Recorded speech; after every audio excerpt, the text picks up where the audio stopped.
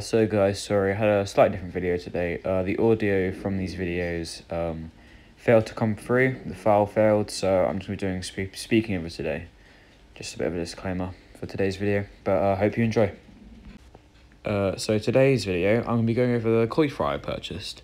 The fry I have here are from CuttleBrook Koi Farm. I purchased over 500. The variants are Kahaku, Showa, Ochiba, Kujaku, Chagoi, and a mixture of other ones that I don't exactly remember the names on. These are them when I first got them, as you can see, and basically I'm going to be taking over how I care for them and how you can do the exact same in today's video.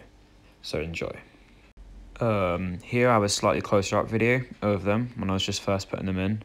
There's a few more videos of them and I just take a couple out just to show you what they look like. So here we have some Showa and a couple, one Kujaku, or two actually. Just in a little pot I just took out before I put them in, just to give you an idea of what they look like. This is actually a week after this clip here, so as you can see these are about getting close to 2 inches now. But they were about a 1 inch when I first got them. Something I was very happy with was the reason I haven't posted in a while is because I was just wanting to make sure what I was doing was correct, because I knew what I was doing was correct, but I don't want to do it, post a video as soon as I got one, and have a bunch of them die, meaning what I didn't do was correct. But out of the 500, 8 weeks later, I've only had 2 deaths out of all the fry, which is absolutely amazing. But here you can see the setup I have them in. This was when I first got them. The tub is a bit small. I will be upgrading to a massive, massive tub, probably in the next video. And here's another clip. This is a little bit later on. But as you can see, the tub is full of algae, but this isn't bad algae. This is only a tiny film on the edges, and the fish love it because they can graze on it. It also brings out really nice colours in them. As you can see, this is also a little bit later on, probably about 4 weeks into me having them. At this point, I'd only had 2 die out of 500, which was absolutely amazing. As you can see, this is the fry food I have for them. They absolutely love it. 1.2 to 1.5, so as I say, this isn't what I'd buy them straight away. You want to go for the smallest size possible. But at this point, they were about almost 2 inches. And I was just thinking about moving a new tub in here, but the only issue I have is the tub to get into the polytunnel is a bit small. The polytunnel's a bit small. Here's the algae up close. As you can see, it's not going to grow everywhere. I've had this tub set up for about a year now. This isn't going to do anything. It's just good because the koi fish tend to graze on this, and this brings out very strong colours in them because the algae has a lot of vitamins. And all the food in the bottom, I clean this out like every day. If once I don't eat it, once I feed them, I leave it in there for a bit. Something I would recommend is a lot of water changes. You need to be cleaning their filter out and giving them water changes every single week. They produce a lot of ammonia and they will start to die if you don't clean them out. They also need to provide them with sufficient space. So here's the polytunnel. The tub they're in at the moment is a bit small, as I said, but I'm going to be upgrading them very soon. Here's a clip from about 6 weeks. You're about 2 inches here now. I'll be doing a bit of a feeding here. As you can see, they're looking very healthy. At this point, 6 weeks in, I've cleaned the filter about 4 times. But what you don't want to do is completely over clean it because you want the bacteria in there. Same with water changes, 1/4 of the tub at most, but do it regularly, and then you'll keep the water good with also having the same effect of taking out the ammonia. But cleaning is the key thing here, and space. See, these would be a lot bigger, but I had a bit of trouble because the door for the tub to get in is a bit small, so I have to dig it out, which I will be doing. So stay posted for a new video of me putting this tub in, upgrading them. But yeah, here's a quick feeding. They aren't the most sporadic eaters. They're quite slow paced here, but they all eat, which is all good, as you can see. But it's amazing. There's also a mixture for my spawning I did. There's a couple in here. That didn't go particularly well. That's only because it was my first time there, and a lot of the eggs got eaten by the koi because it happened in the pond itself and I wasn't prepared. But, you know, that's fine. Here's a mix of some Showa, some Sankei, some real nice fish in here. I mean, obviously they're not going to be top quality, but they are still very nice fish. And especially if I'm looking to breed in the future, and I don't mind the patterns. If they have the good genes from CuttleBrook Koi Farm, I'm not that fussed. As you can see, there's some very interesting fish in here, and some big size differences actually. You'll see in a sec, there's a fish about 3 inches. It's really just genetics, really. But as you can see from this mix, sizes are very different and varied, but there is some very nice fish in here, which is what I like. Yeah, you see there's a couple of very tiny ones here. I need to do some culling soon because there is some deformed fish, but I wasn't too eager because I knew I had the space and I wasn't losing too many, so I don't really want to cull them yet, but I will very soon. Here we go on to some of the Kahaku. Kahaku's a bit of a disappointment, really.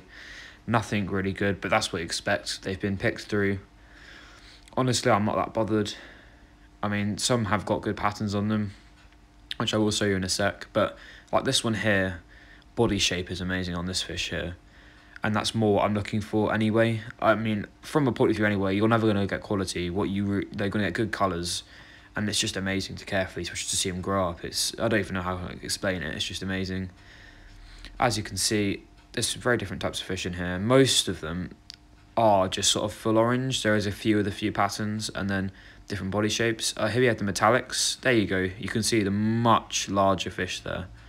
There's also some very nice Kujaku here. That's what I was happy about. There's a couple of very nice Kujaku in this mix, and these are much larger than the other fish. As you can see, a very large Ogon there on the top left corner.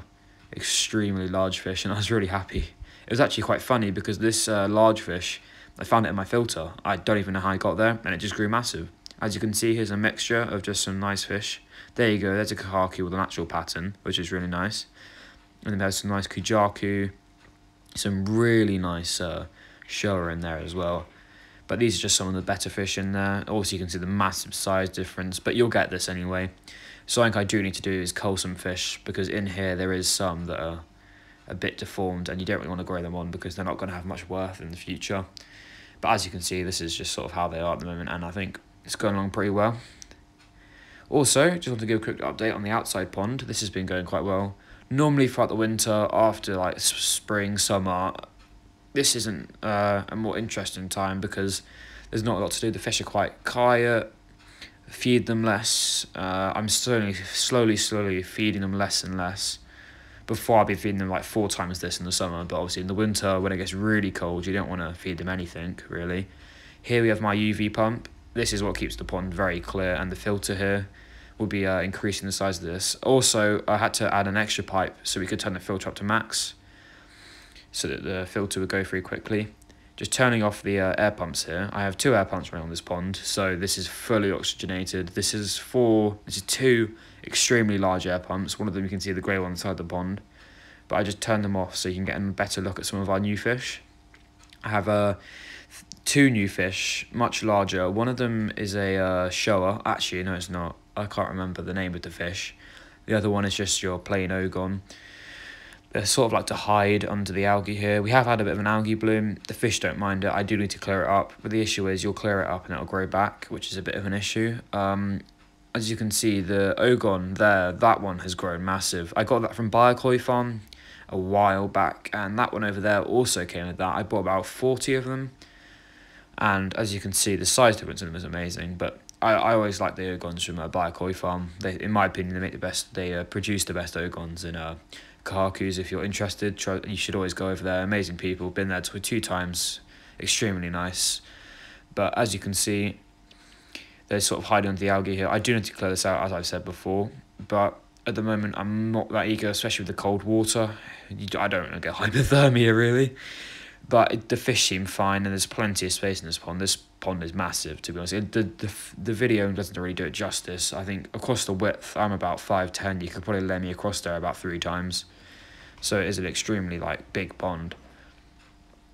But as you can see, the fish are all fine. Obviously, they're not eating as much now during the winter, so I always recommend from about September, you want to just half their amounts until you want to really just be not really feeding them. They won't eat during the winter anyway. But as you can see here, there's the fish. The name of the fish I can't quite remember.